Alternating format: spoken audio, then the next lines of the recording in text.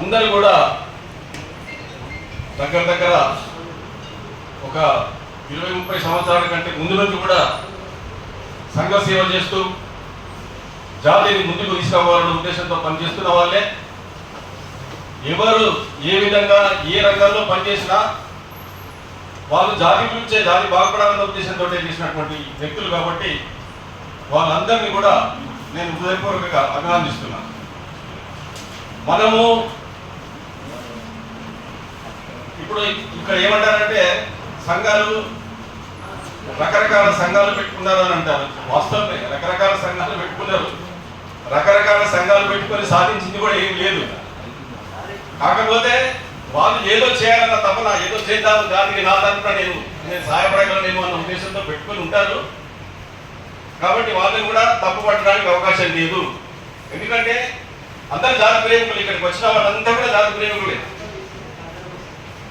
అయితే ఇప్పుడు మన ముందున్న సమస్య, ఇప్పుడు శేఖర్ గారి దృష్టికి వచ్చింది ఏంటంటే రాజకీయ చైతన్యం ఉన్నాడు. ఈ రాజకీయ చైతన్యము ముందు నుంచి ప్రయత్నం చేస్తున్నాము. కానీ మనము ఐక్యంగా ఒక పద్ధతి ప్రకారంగా మనం ముందుకు పోలేకపోతున్నాం.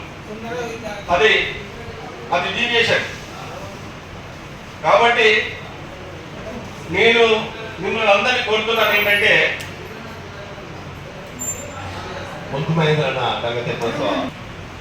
మనం ఎప్పుడైతే గంగపుత్రుడ మెజారిటీ మనం ప్రూవ్ చేసుకోలేమో, మన సంఖ్యా బలాన్ని ప్రభుత్వానికి ఎప్పుడైతే చూపించలేమో అప్పటి వరకు ప్రభుత్వం మనం పక్కనే పెడుతుంది. కాబట్టి మనం దానికి ప్రయత్నం చేద్దాం. ముఖ్యంగా మనం చేయవలసిన పని ఏంటంటే ఈ మధ్యన ఒక బహిరంగ సభ ఏర్పాటు చేసి దాదాపుగా మినిమం ఒక 10-15 నెలలతో ఒక సభ ఏర్పాటు చేసినట్టయితే ప్రభుత్వం దృష్టికి పోతుంది. ఇది చేసిన తర్వాత మనం ఎవరి దగ్గరికి పోవాల్సిన అవసరం లేదు, వాళ్ళే మన దగ్గరికి వస్తారు. ఇది మనం దృష్టిలో పెట్టుకోవాలి. రెండవది, మనం కార్పొరేటర్లు ఒకప్పుడు 6 కార్పొరేటర్లు ఉన్నారనుకుంటాం మన దగ్గర. 6 కార్పొరేటర్స్ ఉన్నారు. 6 నుంచి ఇప్పుడు 1కి వచ్చారు. ఇప్పుడు 1 ఉన్నట్టున్నారు కదా. అయితే ఈసారి మనం కంకణ మధ్యలోనై మళ్ళీ కమస్గా ఒక 10 మంది కార్పొరేటర్లు తయారు చేసే ప్రయత్నం చేయాలి. దానికి మనం ఏ విధంగా ప్లాన్ చేసుకుందాం, ఎట్లా మొత్తం బాగుంటుందన్న ఉద్దేశంతో మనం ఇమీడియట్ గా శేఖర్ గారిని, నేను అందరిని వచ్చినటువంటి మేధావులందరినీ కోరుతున్నాను. ఒక కమిటీ వేయండి, తొందరగా కమిటీ చేసుకుందాం.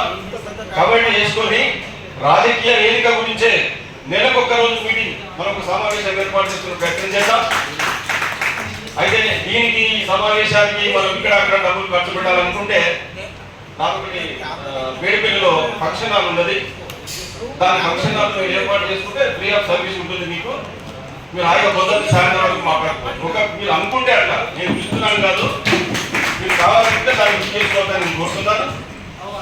కాబట్టి మనకు కావాల్సింది, మనం ఐక్యంగా ఉంటే రాజకీయ చైతన్యం కానివ్వండి, విద్యాపరంగా కానివ్వండి, రిజర్వేషన్ పరంగా కానివ్వండి, మన కులానికి జరుగుతున్నటువంటి అన్యాయ విషయంలో కానివ్వండి, మనం అవన్నిటిని సాల్వ్ చేసుకోవడానికి అవకాశం ఉంటుంది. కాబట్టి దయచేసి మిమ్మల్ని అందరినీ కోరుతున్నాను, ఏదో ఆరంభ సూర్యంతంలాగా మనం ఈరోజు వచ్చిన మీటింగ్ చేసుకున్న వెళ్ళిపోయామని కాకుండా దీన్ని ముందుకు తీసుకుపోవాలని చెప్పేసి మీ అందరినీ కోరుకుంటూ, సమయం లేదు కాబట్టి నేను ఎక్కువ మాట్లాడలేను. నాకు ఇచ్చిన అవకాశానికి మీ అందరికీ ధన్యవాదాలు తెలుసుకుంటూ, గంగపుత్రుల ఐక్యత.